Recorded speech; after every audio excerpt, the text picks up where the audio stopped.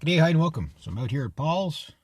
There's the old truck. He's got the new truck over my shoulder somewhere. Yeah, back there.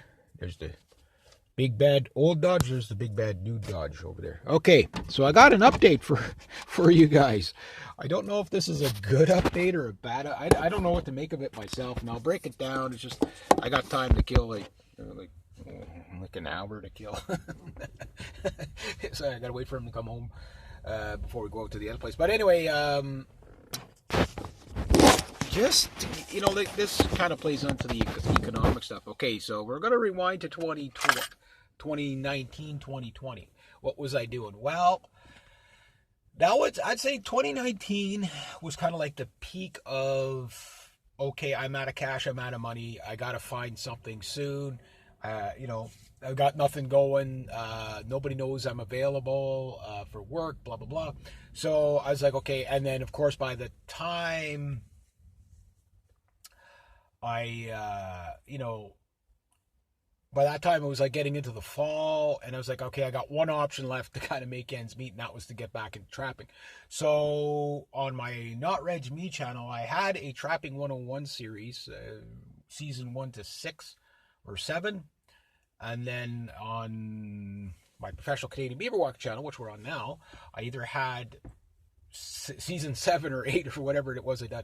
But I thought the last one was my best season ever, just because the GoPro was better camera and stuff like that.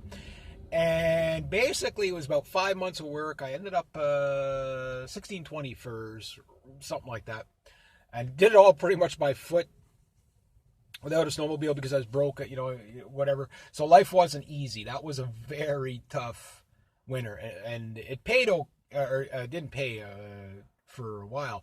I got paid is what I'm getting at is. So the fur prices, I don't have the sheet with me. I should have brought it with me. I didn't know I was going to have this much time to kill. I'm always too early.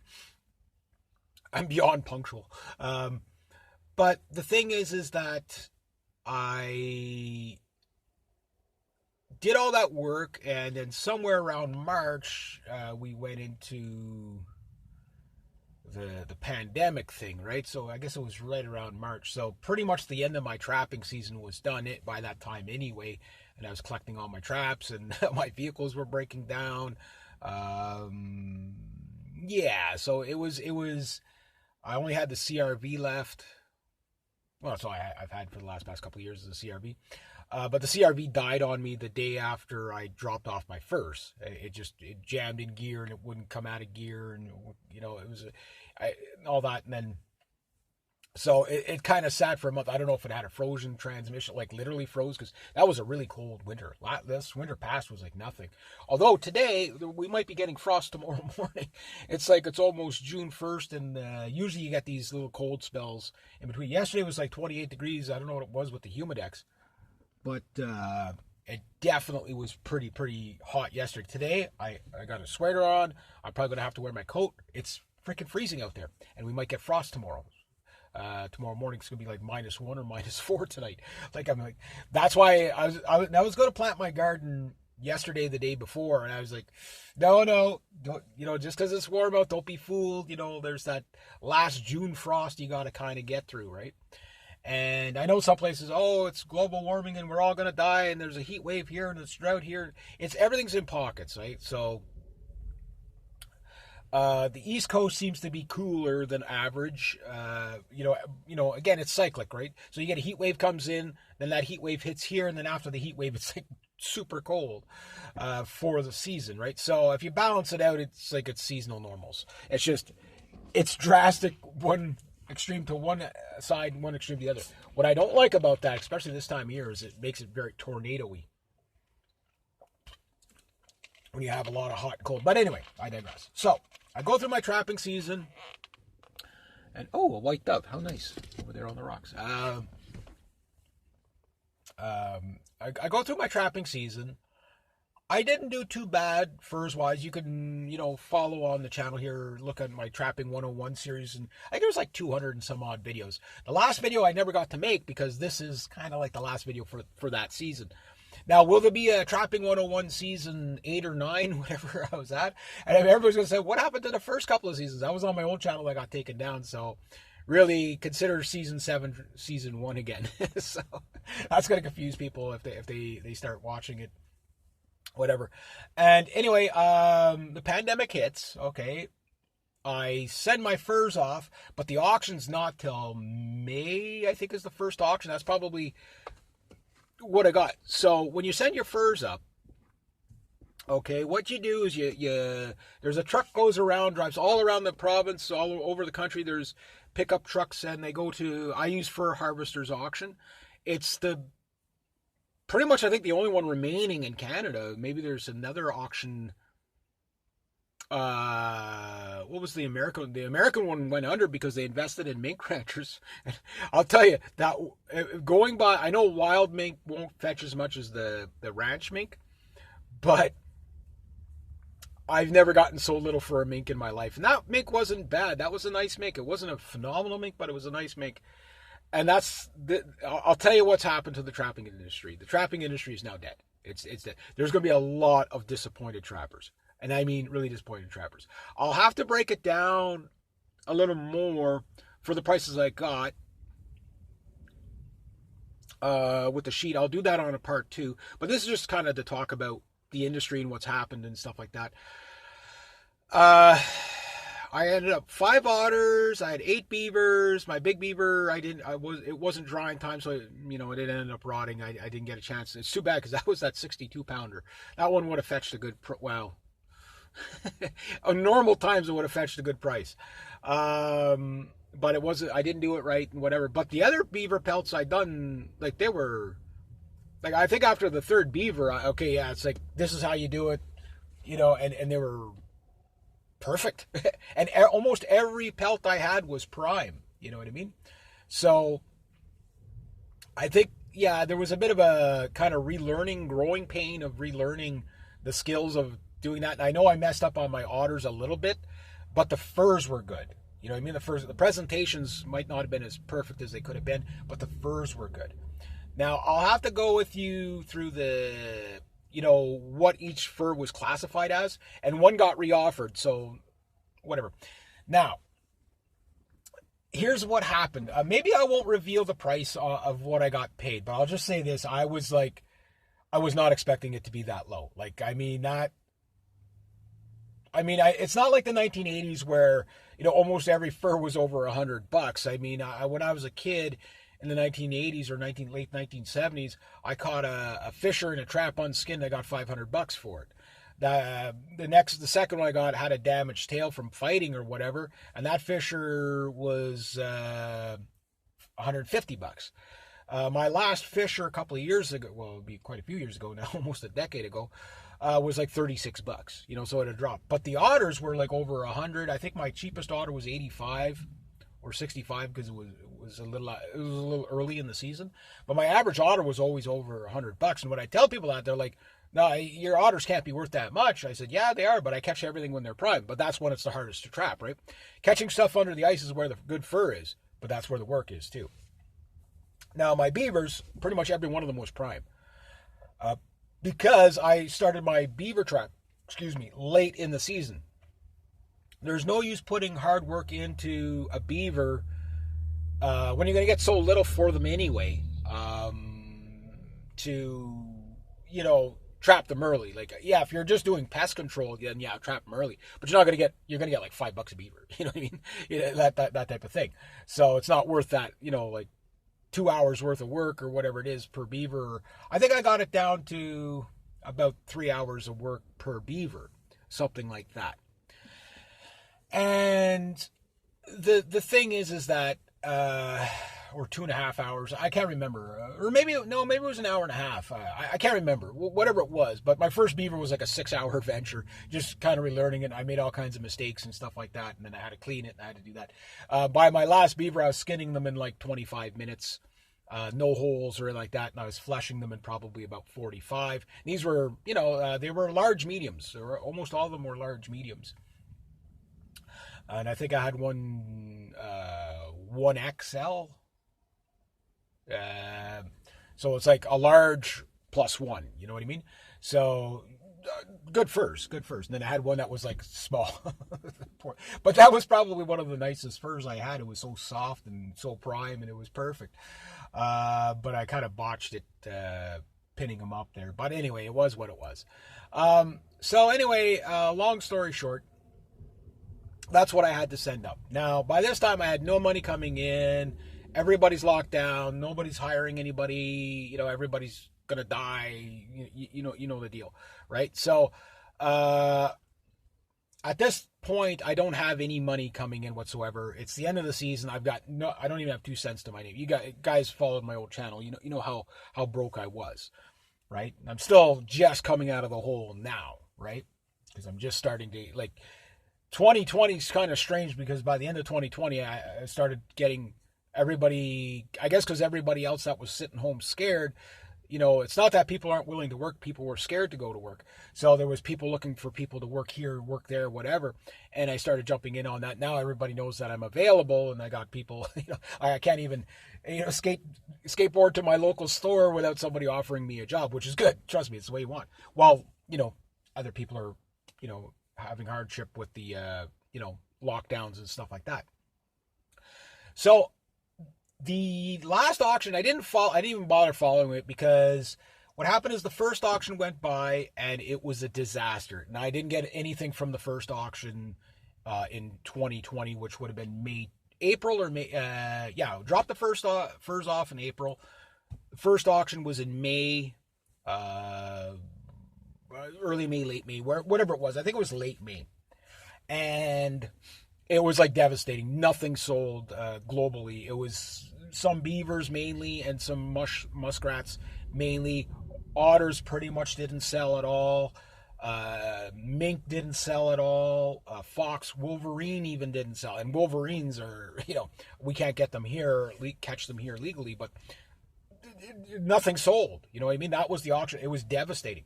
But they weren't ready for it. I mean, basically the lockdown hit just as the auctions were getting ready.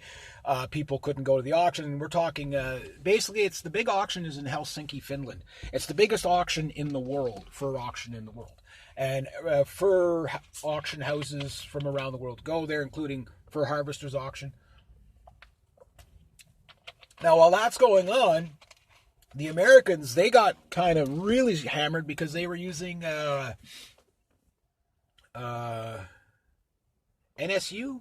What was the name of it? It was the biggest fur auction house in the United States, the most spread out and all that. And they'd invested poorly in fox and mink ranches. That what ended up happening when all the fox and mink ranches started losing money, they basically shot themselves in the foot.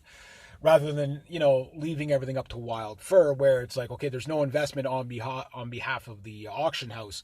So there was more bad management that took them out. And they were going to go down anyway, whether there was a pandemic or not. But the pandemic, I think, kind of finished them off. And so you had all these Americans that had set their furs there. All of a sudden, well, what's happening to our furs? You know what I mean? So those guys, if you were with one of those, I'd like to know what, did you ever get anything for them? Did the furs all rot or whatever?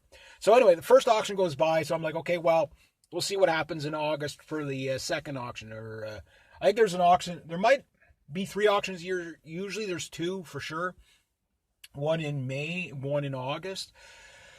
August, September, something like that. And then there's sometimes if it's a really good season, there might be one in June as well or July, right? So it depends, right? But obviously everything got locked down, so that didn't happen. So August, the second auction goes by. I don't hear a thing. I know my furs were registered because I started getting, mail from Fur Harvesters Auction, right? So it's basically like this.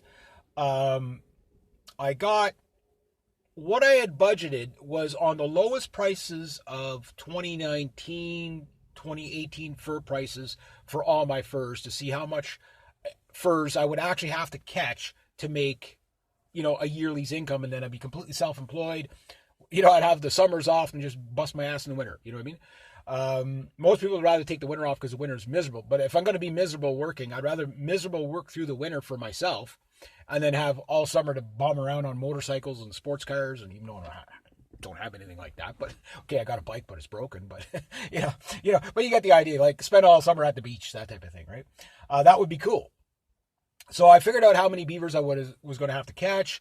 But because I jumped into the season a little bit late in October, I didn't have all my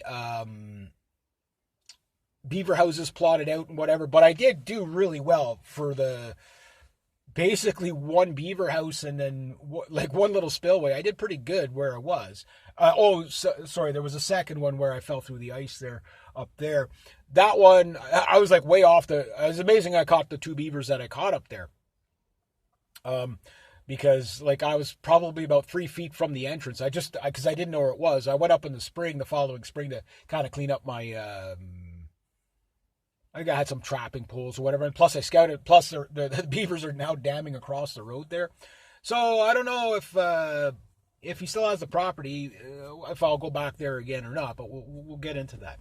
So anyway, August goes by. That auction was a little bit better, but when you got the letter from the fur harvesters auction, telling you everybody how like they give you a list of how every fur did and stuff like that. And I'll read that all out to you when I get home, stuff like that. But they basically, like they were hopelessly optimistic that it was going to pick up, but you could just read in the letter, like you could hear the panic in their voices from the letter that this wasn't going as planned. That okay, well things are down, but we should hopefully see a better season. And right now the problem isn't so much luxury fur. Luxury fur I think is going way the dodo anyway. Most people, like Eastern European women, will wear fur.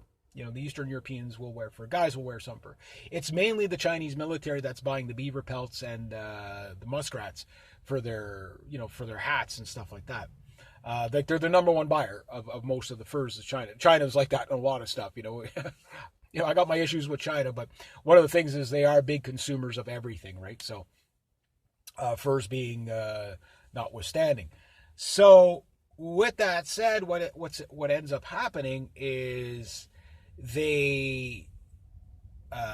that's the only things that are really selling. Even in August, some of the otters started to move a bit. Some of the other stuff moved a little bit, but predominantly beavers and muskrats are the only thing that really sold. Everything else is just kind of your regular purchasers were not there, right?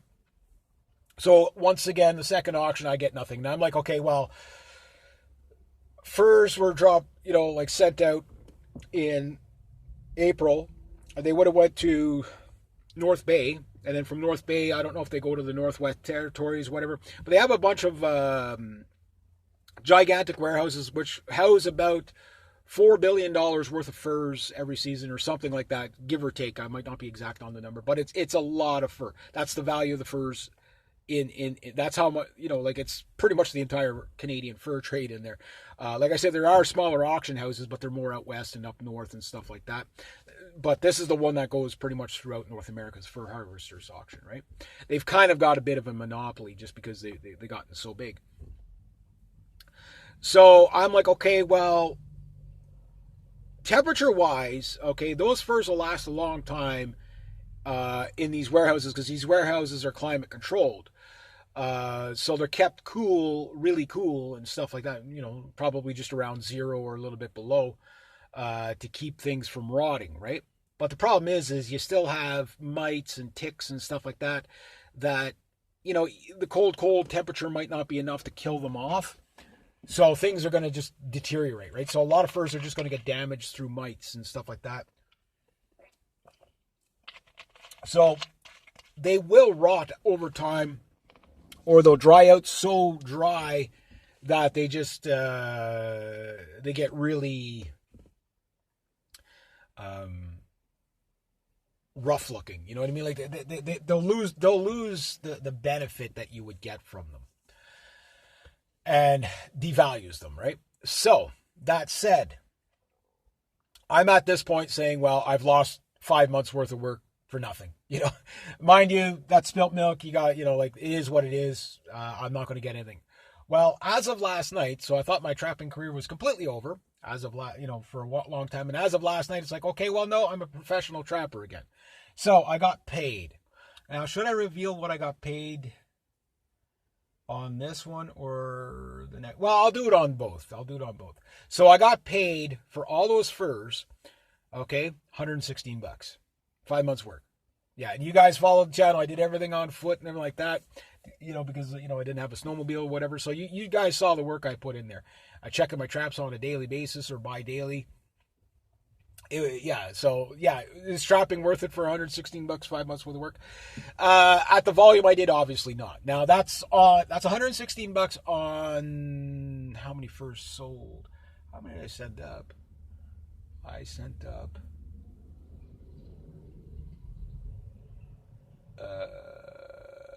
How many furs did I send up?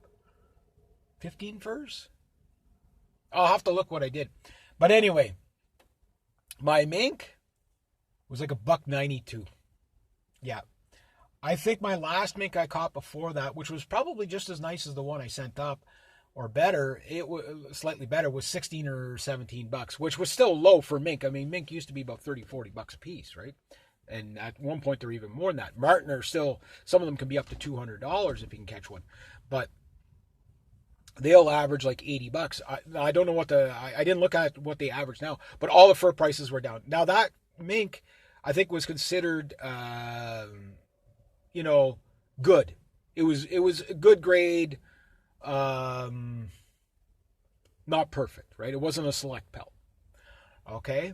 Now, when we looked at my otters, if you guys remember my otters, okay, some of my otters, especially the one that I did put all kinds of holes in them. Well, I put 2 holes in them. That one was a nice otter. I think that was my first otter that I got. And it was just the first animal of the season is going to get butchered. You do your best, but, especially when you hadn't done it in a couple of years, it was just like, it was fleshed properly. And like that, but like the presentation wasn't perfect. And that happened maybe my first 3 otters. Then my last 2 otters were really good because I was like, dude, what am I doing? Tie the legs. Don't do these other. I was doing strange things. I don't know why I was doing them that way, but I was doing them that way. So, so my otters, which would normally fetch me really good money, they fetched higher than the average price, and each otter was really, one was a select pelt. Select. That's what you want to see on your, somebody looked at this thing saying, and I know exactly which one it was. You guys, if you remember watching the series, you know what otter it was. I was flipping out about how nice he was. And, that one, and they were all large, extra large, 1X, that type of thing. I think one was a double or a triple X. They were good otters. My otters were fantastic for the most part. And it only fetched me like 30 or 40 bucks. And I'm like, that should have been like 130 or 140 bucks normally. You know what I mean? So it just shows you what's happened, right? So a select pelt is only going to get suddenly it's no longer a viable occupation. Like you get 100 and some odd bucks, you can say, okay, I'm going to catch, but I'll aim to catch 30 otters a year or 50 or whatever it is, or depending on your area, maybe you do 10, whatever it is. So 10 otters, and let's say your average beaver before was 25 to 28 bucks was the average beaver when the fur prices were good. So that's not good, but I don't get average. I don't get average. I get better than average. My average beaver before were always $45 to $100. When I tell people that, they're like, beavers aren't worth that much. I said, yeah, if you catch them in early in the season or late in the season, they're not that much. But when you catch them under the ice, you don't catch it. It's harder to do, but that's, like you're going to have $100 day, or a $60 day, just catching one beaver, that's good money, but you're going to put in 2 hours, maybe an hour and a half to 2 hours work. So that's not bad money. That's reasonable, right? So you catch maybe 60, 80, if you're lucky, you catch 100 beavers a season. That'd be a pile of work, right? and you can make money on that. My top beaver I think was like $33. Some of them were as low as $5. So it's like, that's just devastating. But they were all pretty much, except for maybe one, they were all considered like good pelts. Like, they were all good. I don't think I put holes in any of the beaver pelts. Some of them might, maybe the first two had like fleshing issues or something like that because I didn't do them right. But the last few were just perfect. They were perfect. They weren't select pelts because of the color, not because of their fur density. So like if my pelts were getting that little, like your hobby trapper, I guess you could call me a hobby trapper at that point. But somebody that really put a whole season in there, their year's income isn't coming. Like they would have had to cut so many furs that it would be impossible for them to make any money at it. You know what I mean? Like they just wouldn't be able to. They just wouldn't be able to do it. Now, mind you, will I ever trap again? Well, that's only if I absolutely have to. And I might do some conservation trapping just for the sake of it this winter, because I'll be able to, I won't have to rely on it. I'll just say, okay, well, if, I check my traps every 3 days, that's fine. Because if I caught any beavers, they're going to be dead when I get there. They're killed almost instantly from the conibears, right? And the beavers are, they're a problem where they're moving in on our property big time. So it's like, so I might just focus on some otters and some beavers, but predominantly beavers because the difference in the work, like an otter's a lot of work, right? And they're really hard to do well. My biggest problem isn't the time put in. My biggest problem is trying to get these things done in the cold weather. Now, anybody that trapped sending up furs from this season, this winter past, like 2020, 2021, they must have been, those furs would have been shitty because it was too warm of a winter. Like it was, like I don't think we had any minus 40 days at all. Like I think there was a couple that were minus 30, where the winter before was almost every day was minus 32, minus 35, a few minus 45 degree, minus 45 days. Those were cold days. So yeah, it's interesting to see that what happened to the fur trade is that people that, not so much like me, because, again, people like me, because like we're more southern in the country, so we can sometimes find other work, but there are people more northern that's the only work that's available. It was the trapping industry, and it's now, you might as well say, done, because those people that would have made a year's income, even if they would have only made, say, $8,000, that would have been a year's income, up in Northwest Territories, that's a year's income, for some of these people that live in, it's not like they're paying $900 a month rent, and stuff like that, because they live in the middle of nowhere. But they're not living high on the hog, like it's not so much that their cost of living is really high. It's like me, my cost of living isn't high. But, you just have less disposable income, and with inflation and all that stuff coming in, it's not very good. So I will go over the numbers in another video. I also go over the quality of the furs, but the furs, like on glance, they all look like they were good. So if there was anything, I'll go over the average fur prices and stuff like that. So I think most of my furs were over the average, but it's just the averages have come down so much. But then again, how much of that it was furs being deteriorated from sitting for so long, that much I don't know. That much I don't know. Like it is what it is, kind of thing, right?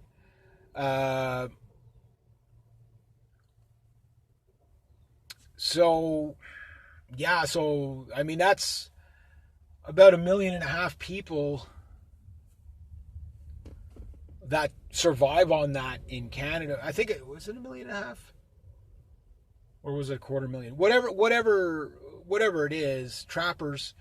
So their industry has been hit really hard, is what I'm getting at. So that industry has been hit really, really, really hard.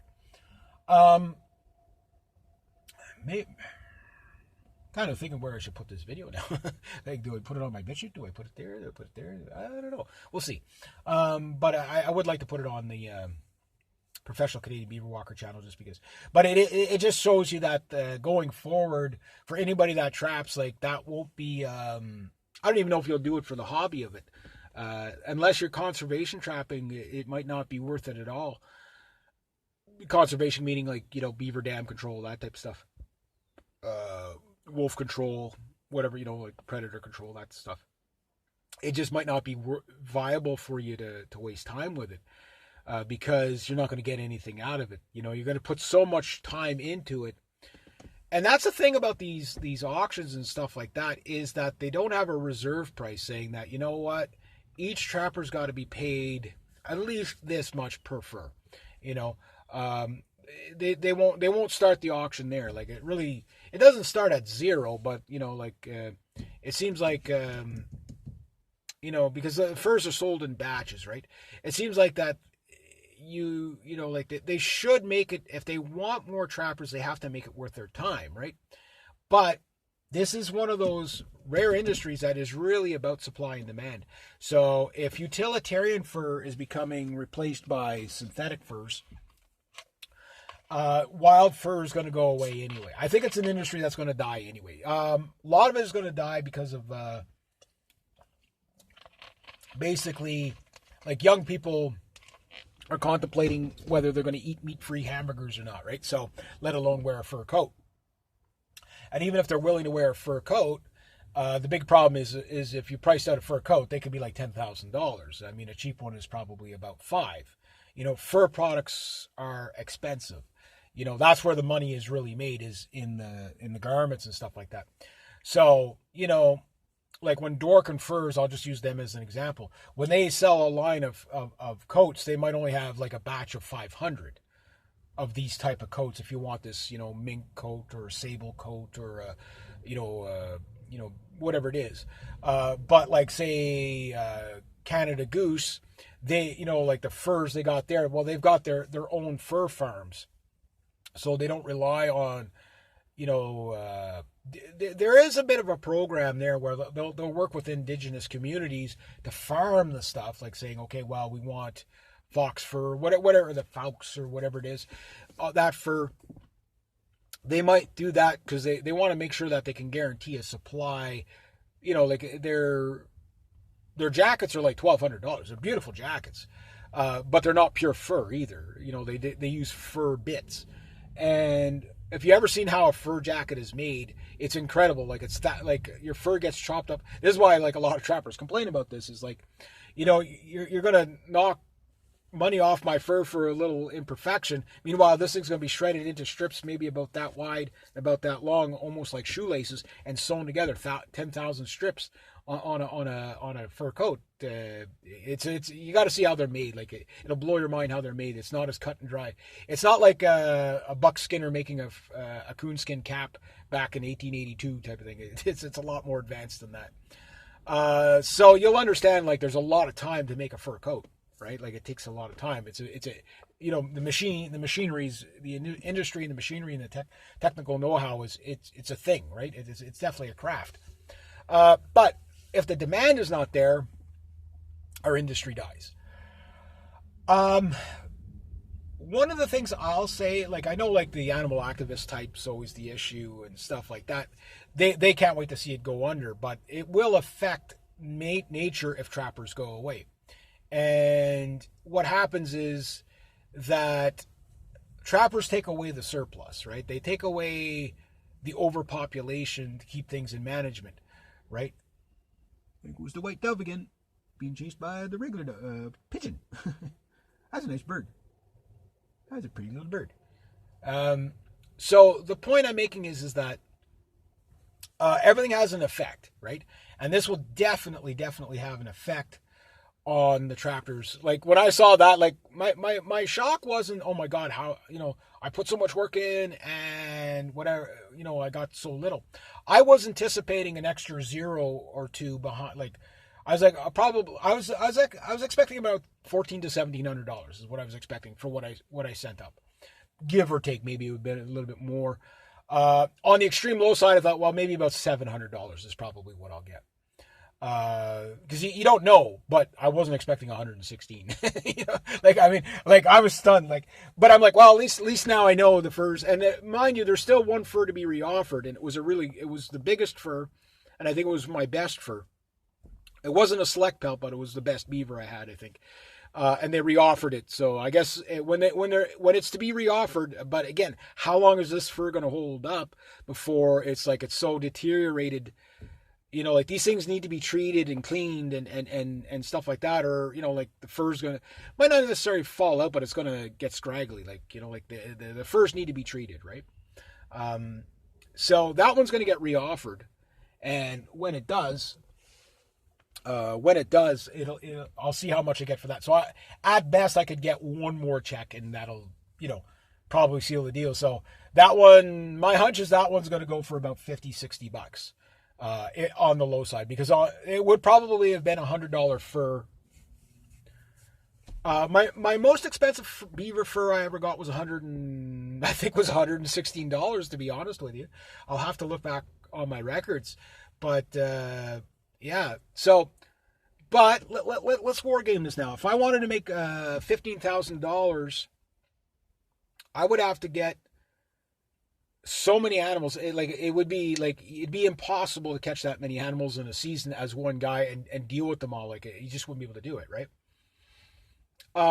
So I don't know what my raccoon got. I think the raccoon was NFG. There's just nobody wants raccoons, right? So it's too bad, because I think raccoon fur, it's not luxurious because it's it is nice. But the only thing you do really with raccoon furs is the raccoon skin hats, and they probably have factory farming for that. But if that raccoon wasn't that bad. He was, I think he was a little early, and he didn't dry properly. He was so greasy, that one. I couldn't get him to dry properly, and he was still a little bit kind of. I remember putting him in the vehicle, and he started to, kind of leak again there. The oils started coming out of him. And I was just like, he still wasn't fully dried. He just didn't seem to want to, and I fleshed him good, but he just didn't, he was just too greasy. He was too greasy. So, just putting him he was greasy to the touch. So I'm like, maybe he rotted or something like that, I could imagine. Or maybe it's just, like I say, I don't think they sold any raccoons, mainly unsold, right? A lot of categories mainly unsold, but I'll go over it again on the papers when I get home. I'll do the video on the GoPro.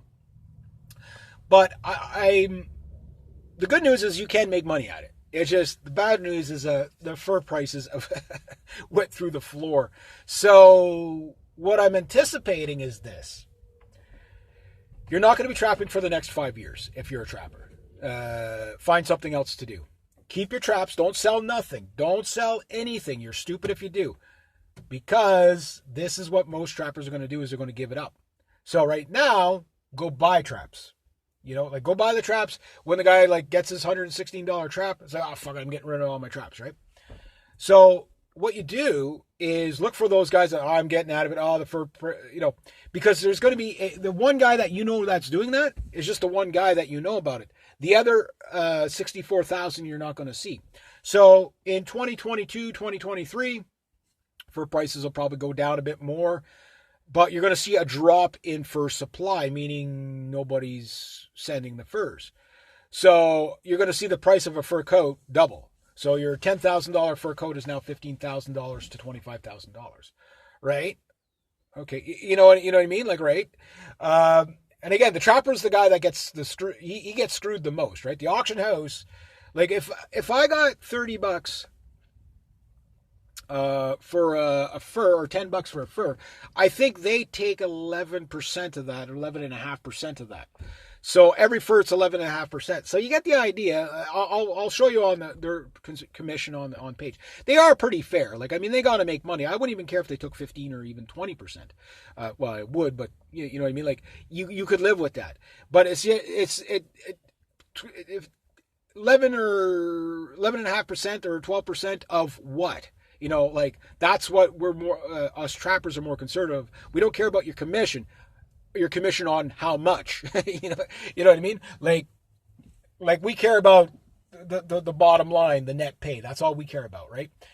When it comes to the numbers.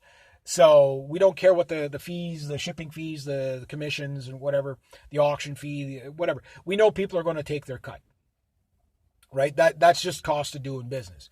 But it's, what is the value of the furs? Like if I was getting, let's say, an average of 85 to $100 an order. Oh, there's the man. Anyway, I'll show you the other video later. Anyway, have yourselves a great day, eh?